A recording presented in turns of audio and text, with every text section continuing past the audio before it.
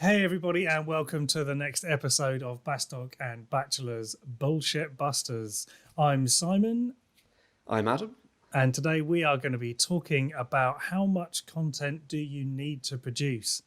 This is a question we get asked fairly regularly. It covers a lots of different content creation formats.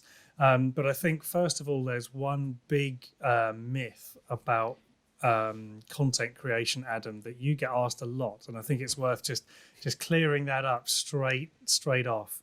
I'm so excited to bust this and just explode it right out because it's my pet peeve, one that everyone always asks me and it annoys me. So essentially, a lot of people, and this got, I'll start at the beginning. I think a few years ago, I think Google announced some kind of update or some guidelines saying that websites that create new content are going to kind of have a better trust rating or a trust signal than sites that don't. That kind of, through Chinese whispers and all the kind of like machinations of the search engine world and marketeers and stuff, got translated into you need to be doing as much blogging as physically possible, otherwise your site's irrelevant, which is completely kind of false. And now a lot of the clients that I speak to, who are kind of small businesses who are looking at getting into SEO and kind of doing some optimizations on their site and want to create new blogs, or are creating new blogs but they're not being that effective, are a bit kind of put off by it and a bit concerned or confused. They're like, oh, why isn't it working? We heard that we were meant to be creating all this content. It's simply not true that you need to be creating lots. You need to be creating some, and I think some can be once a week if you're capable of that. If you're a massive company, it could be one a month, or it could be one every 3 months, or one every 6 months. I'm not too concerned about how much content clients create.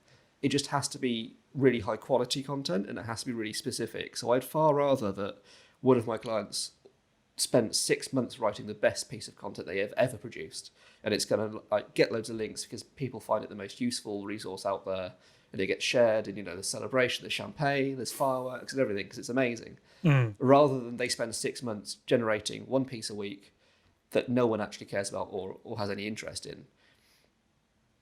I think that's the thing, and it's about looking at your users, your customers, and kind of going, what are they interested in, what are their concerns, what are their problems, and how can we write pieces to kind of address that. So an example being one of the people I spoke to recently, they're a kind of a small service-based company, and a lot of their, in the keyword research that I did, a lot of the concerns that were coming up in the kind of also asked question boxes were around cost and like, well, why does this cost so much money?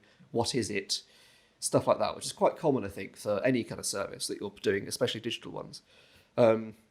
And my response to that was, well, write a blog post explaining this and explain why you are so expensive. Explain why it is so much money and time. It's not because you're expensive as like you're ripping people off. It's expensive because it's a huge amount of work, but people just simply don't know that. And the example I kind of gave to them was like, well, if I was at a business networking event and you were talking to me one evening, you would quite happily spend kind of 10, 15 minutes explaining to me why it was so expensive and all the steps involved and kind of answer that question. Take that kind of script or format and put it into a blog post. And then it might not rank for SEO purposes, but it might then help when people do find your site. It helps build that trust and that kind of transparency, and it answers those questions before people have ever thought about it. And he was like, well, that's great, but how do I produce that in the next week? And it's like, well, you don't have to. Just produce it so that it's the best it can be and then put it out there.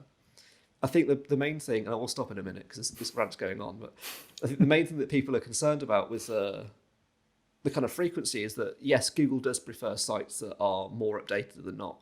But to put that in perspective, what it really means is that if there is one site that has not been updated for the past 6 years, and there is one site that has kind of got new products going onto it, new blog posts, the homepage is changing around a little bit, and it just has general signs of activity, then Google is probably going to like that slightly more because it's just slightly more relevant. That's not going to be the only factor. That's going to be one of many different kind of small factors that Google might think of that from an SEO point of view. But again, I think it just kind of shows that it's about the user and it's about how much activity or how much. If you were a customer looking at two businesses, one of which was posted last on Facebook in 2015 and one that posted in like 2020, even if it's 2 months ago, you're clearly going to trust that slightly more. And kind of Google's taking that similar approach to that. So, And I think also if you find an old blog, sometimes you can just make the assumption that the business has gone out of business. They've Yeah, stopped exactly. trading. Like, oh, they haven't posted in 9 months. They've probably gone out of business, or they haven't posted in 2 years. It's like, oh, they're probably not around. So I think Exactly. like almost after, if you haven't posted in a year, you want to turn your blog off probably because it's probably putting people off, having the opposite effect. I think Definitely also hang a another date. common Yeah. misconception is that blogs are the only form of regular content you can make. Yes. I think people don't realize that actually you could add a new page or you could make a landing page, or what we're finding increasingly effective is to use a lead gen document. So not this kind of like 5 ways to make great toast or something that people just really don't care about, but something that's really specific and solves a very specific customer problem. Yeah. That content is worth making over 10 blogs. So if you write 10 blogs about a new van and cakes you baked and stuff that no one cares about, it's just energy and time that's just wasted. But if you put that time and energy into making a 10, 20, 30 page guide on something very specific, and Yeah. that's all focused around conversations you've had with your customers, problem points that you know they have, then that guide can be a really fantastic way to get people onto your site because they're interested in the guide. And then even if you just get like their first name and their email and then you get the guide, I mean, you may as well get some contact details from it This because is you put the time and effort into making the guide and the right customer will fill that in. I think for us, it's a very early warning sign. If people don't want to give us their first name and their email, I don't think we're going to be customers. I don't think we're going to, there's very little I can do if I don't know who you are. I can't help anybody who I don't know who you are. And I think it's that trust factor of like, well, I trust this content. I think this content's going to be good. So I'm willing to give you my name and email and take a punt on that to get it. And if it's not for them, it's not for them. They can just unsubscribe and that's it. But the thing is, I think with content, you've really got to focus it around what you're doing for the customer and the problem you solve. I think that's a good point. And to kind of step away from this very briefly, for e-commerce clients, a lot of what I do is normally on those hyper-specific blog posts where you're answering quite an unusual question. So it might be, this isn't that specific, like how much does SEO cost, for example, is one that gets searched quite a lot and would be one that I kind of would try and address on my website as like a dedicated blog post to go, right, this is your concern, here it is. Once someone's at that point and is on that blog post, you kind of know where they are in their customer journey. You know where their concerns are. They might be researching it, going, well, what is SEO? Well, how many cakes do I need for a wedding? You know that they're having a wedding. You know that their concern is how many. So they're probably a bit unsure about other things as well. So if you can get their email address from them at that point, you can then sign them up onto an automated email list, which then just sends them like 5. It doesn't sell to them necessarily. It's just then 5 more informative articles that might be already on your website and you're just linking to them in an email of, well, how much should I spend on the wedding? What cakes should I buy? What vegan cakes can you buy? What other concerns they have, you can address without ever selling to them, so that when they finish that email series, they're basically ready to buy. Yeah, and I think, and that's the time that you make the offer, and people either take it or leave it. And if it's not for them, that's fine. And obviously, if they're using the two Mailchimp platforms we spoke about last time, either Klaviyo or Mailchimp, unsubscribe is super easy. It's like it's so easy for people to unsubscribe, and I think actually, once people realise that actually they can just click one button and you're gone, then if it's not for them, it's not for them. That's absolutely fine. Yeah. But I think if people get a lot of use out of your guide, then why not offer it? And I think you can draw a lot of people in there. So to think about those problems a bit more, I think sometimes when people say, oh, I know I need to write content, but I don't know what to write about. It's like, well, you must have at some point spoken to a customer and you've been talking about what you do and they've said, well, tell me more about that. Or they ask a question. Or maybe there's an objection. So, for example, you were talking about that company who were saying they often get asked, well, why does this cost so much? Well, that is an objection handling exercise. And objection handling is best done before you need to handle the objections. If you can educate the objection away, then you don't need to handle it in the sales process. So even if you can write a blog or an article or a calculator is a really good way of doing it. Like if you can say, well, you put in all the numbers on this side and I tell you why it costs all this much on this side, and then you show how much you do it for, you'd be like, wow, you can demonstrate that saving. So there's lots of ways of doing it. But I think my top tip for making content is nobody cares about you. Nobody cares what your business is. Nobody cares what you are founded, where your headquarters are, who's in your team. Nobody cares. It's all about this is how you solve your problem. This is how you do it. And then very gently, if at all, at the end, you just put, if you want to have a chat about it, this is how you get in touch. because the right people will be like, this guide was brilliant. That solved all of my problems. Who wrote that? Oh, these people. They'll go back on your website. They'll be back. Yeah.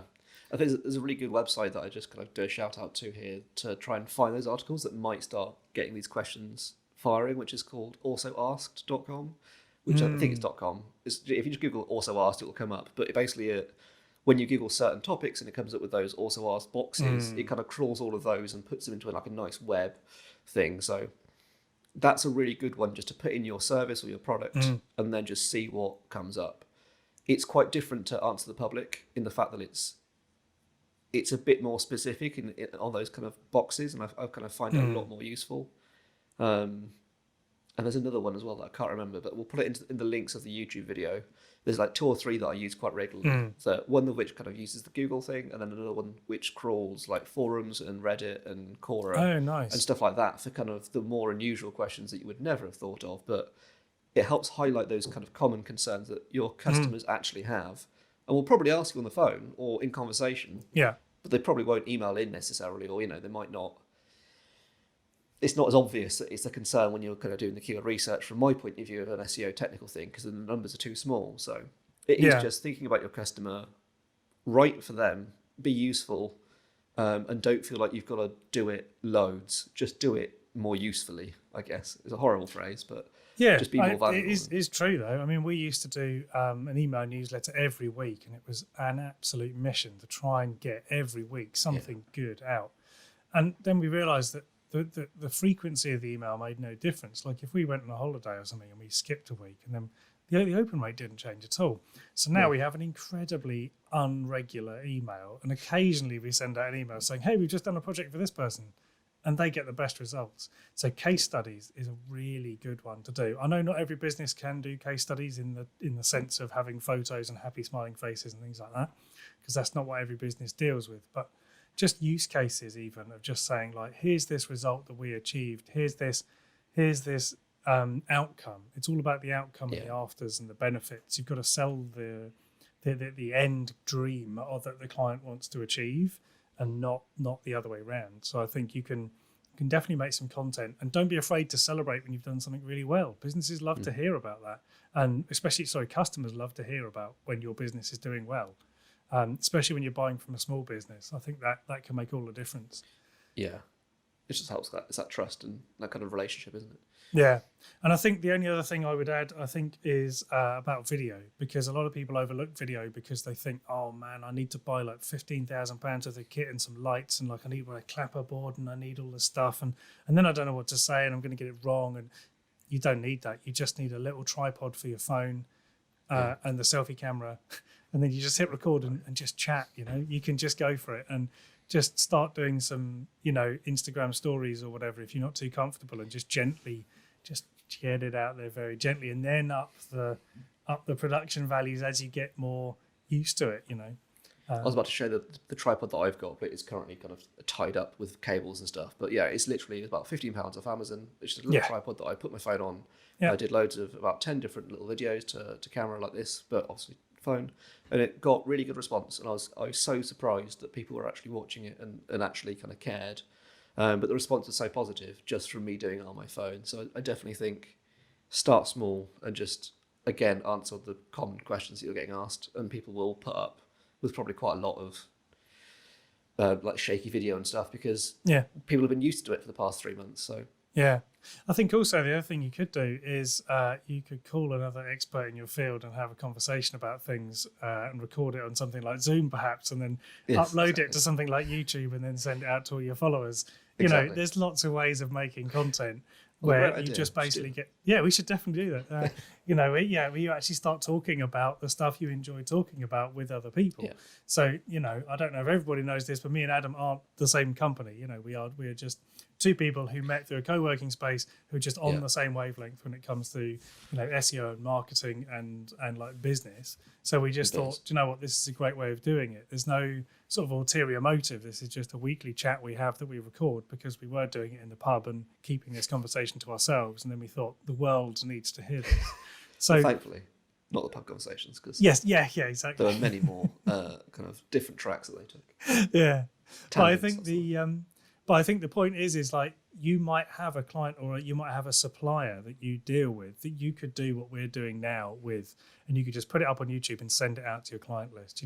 If you've got one supplier you think's got a great story, then why not film a conversation with them or record an audio podcast or something. There's lots of ways you can talk about content. And I think sort of to bring it back to the question at the top of how much content, you need to make enough content that people regularly remember who you are and consider you to be the right person to go to for what you do. So if you've got a very small impulse purchase product, you're going to need a lot of content. If you're on a considered purchase that takes a lot longer, you've got the luxury of having a lot longer to engage people over which time they're making the consideration to buy your thing. So you need to be less frequent, but the information needs to be of better quality. So I think it's definitely a balance for each business. But I think my sort of summary of it is go and make some interesting content, make it all about your customers, your suppliers, your stories, make it all about the outcomes, and don't try and focus what you're making your content on just to please the SEO gods. Exactly. It's got to be genuine and authentic. And I think the great place to start is I'll find out those links, kind of also us being one of them, and then I'll check them in the comments just because I think it's a great place to kind of get ideas going. And as soon as you type that in, I bet you'll go, oh, that's great. Of course, I hadn't thought of that. And then you can write a blog post on that really easily. And it doesn't have to be a certain length. It doesn't have to be a certain style or anything. As long as it's useful and informative and as long as it needs to be, then great. That's better than you just writing about what you did over the weekend on holiday and how you're, I don't know, moving new shelves into the warehouse. Like, no one really cares about that.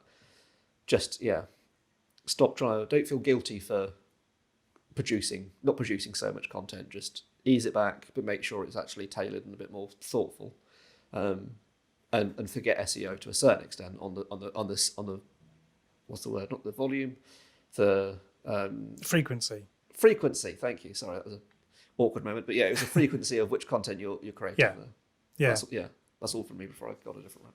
Yeah, excellent. Okay, well that's all for this time. So you can subscribe to us on YouTube. You can also find us on iTunes and Spotify and Google Podcasts, I think, and maybe some of the other more all obscure, good podcast stores. All good podcast stores, yes. So I am Simon Batchelor, and you can find me at Marketing Success Club.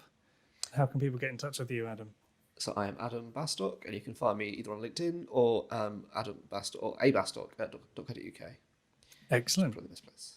Okay. Until next time. See you Thank later. you very much. Bye. Bye.